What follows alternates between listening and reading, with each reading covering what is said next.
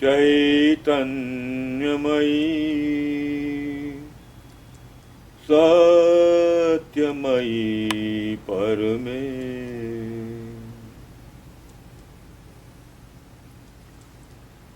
Friends,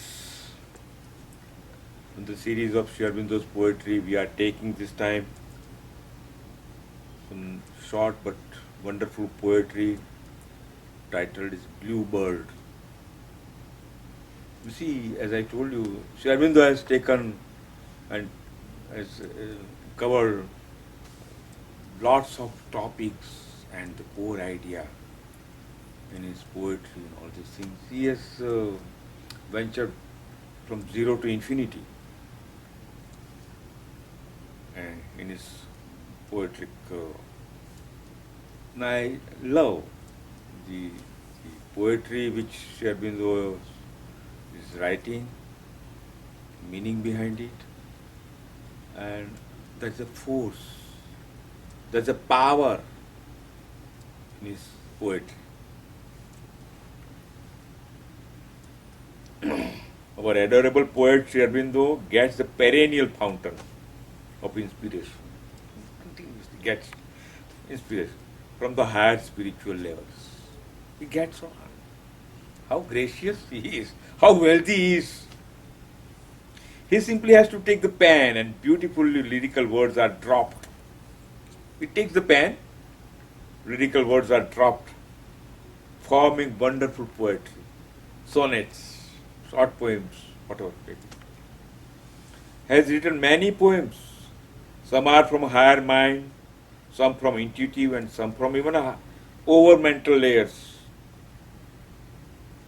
His poems are not the churning of mind or logic or forms of intelligence, but directly from his inner vision, enlightened by the divine, and so his poetry gives the innermost joy and leads the readers to a higher consciousness.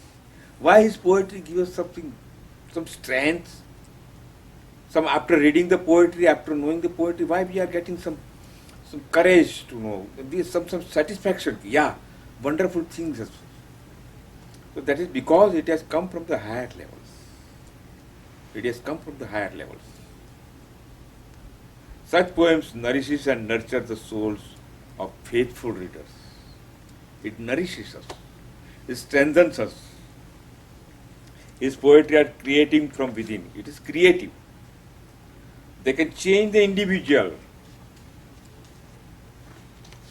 Sri Aurobindo says, poetry can be mantric also. Vande Mataram, Savitri, such are the mantric poetry, which has ignited the people of India. And even today, Vande Mataram is an adorable poem. See, Vande Mataram, that creates some sort of a jerk among the people. And one such poem is Blue Bird. In his absolute joyous freedom, he is always enjoying freedom, Sri Aurobindo, from within. Sings like bird of the Supreme. His soul flies in uncharted sky of infinity. He goes on a tour. He goes on flight, uncharted, and infinite flights. Let's enjoy each line and poem. I am the bird of God in his blue, divinely high and clear. I sing the notes soft, sweet, and the true, for the gods and serfs ear.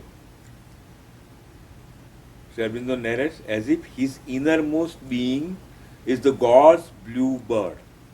See, Sri Aurobindo's innermost being is like a God's blue bird. I think, is it hinting to Lord Krishna because of the blue color? Because Krishna was also a blue. Something related to over mental consciousness. What's the hint of the poet? I do not know, but I am just churning about it. That is in musings. The bluebird lives constantly in the divinity and sings sweetly for the God. So Aurobindo's innermost being lives constantly in divinity and loves the God. Sri Aurobindo's soul flies and chants the truth consciousness. He enjoys his sacred surroundings. So Aurobindo thinks about it that his inner being is a blue bird of the God. We go ahead. I rise like a fire from the mortal's earth into the griefless sky and drop in the suffering soil of his birth fire seeds of ecstasy. The bird rises from the lower consciousness of the earth to painless and luminous space like an unstoppable fire of flames.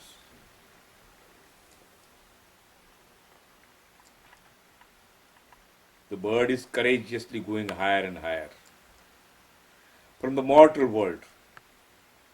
This is its natural evolutionary journey. Aurobindo's innermost being is fly higher and higher. Then what happens? He flies. He enjoys the eternity. What happens? The free bird gracefully drops the fire seeds received from the higher consciousness. Here it is his gift. He drops the fire seeds which he received from the higher consciousness. Bird is not only enjoying his own ecstasy, he shares. The Aurobindo shares. The new light is given by the bird to its native world, which is in darkness.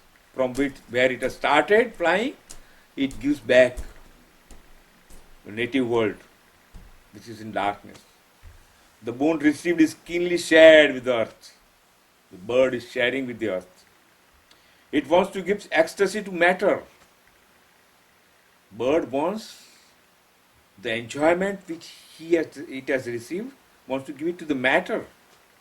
The bird wishes that earth also should have the divine touch. The bird is not selfish. The bluebird is not selfish. It goes, ventures, enjoys the beauty of the divine, and then would like to share with the earth. I measure the worlds with my ruby eyes. I have perched the wisdom's tree, thronged with blossoms of paradise by the streams of eternity. What he says, Sri Aurobindo says, the bird now soars higher and higher, wider and wider, and measures, observes the highest world, what it sees. It goes higher and higher, what it sees. Sri Aurobindo's own experience.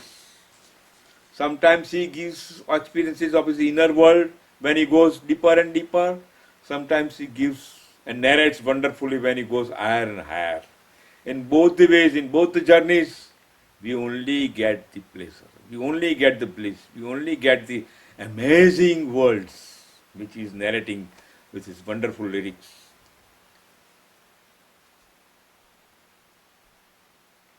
What it sees, when it goes still higher, it sets on the tree of eternity.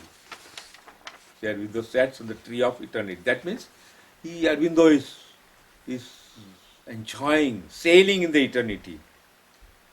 When he can, Sri Aurobindo has attained the Krishna consciousness, or in a higher than that he feels, he sees that. His writings are indescribable, rather one cannot reach at that level which he has experienced. We have simply to dissolve absolutely in his soul's bliss. What Sri Aurobindo's inner being is enjoying, we have to dissolve in that.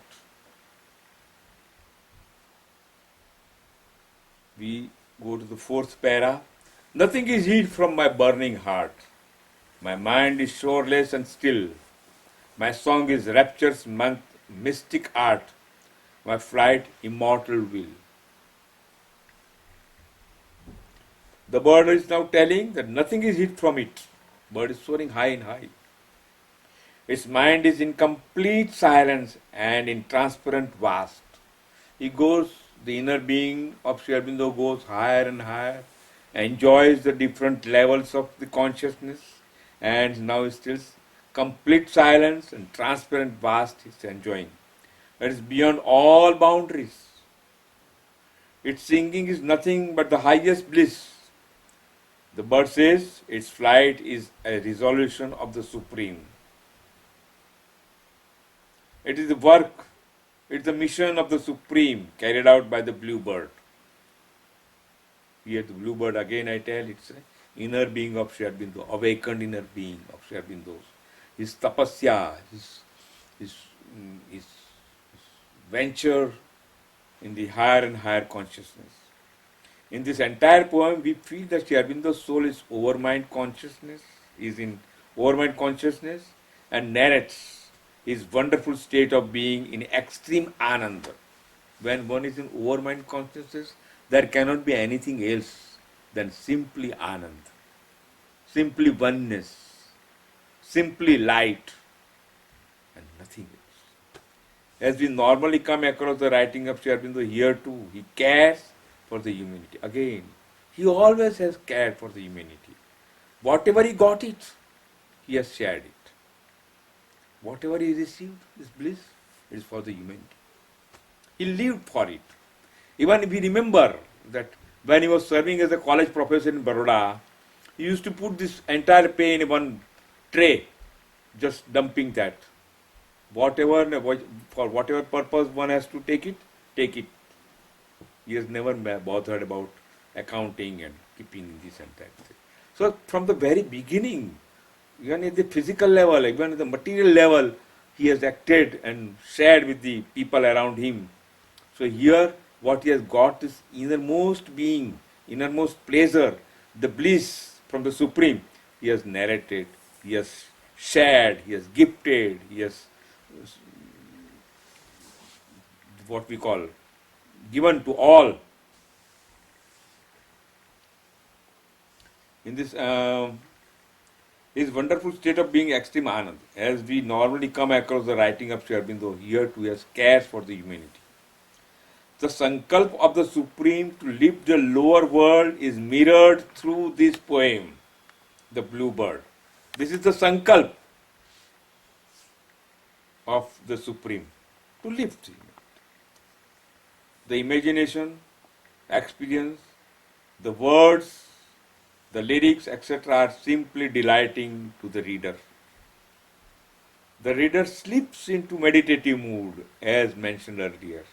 He slips while reading, if we are going really with a rhythm and with the meaning, if we understand, we are slipped into the meditative mood. And we are bathing in the higher consciousness. This is one more gift from Sri Aurobindo. It's simple, a small poetry, but it gives us wonderful taste of being. As a student of Sri Aurobindo, as a devotee of Sri Aurobindo, we enjoy that.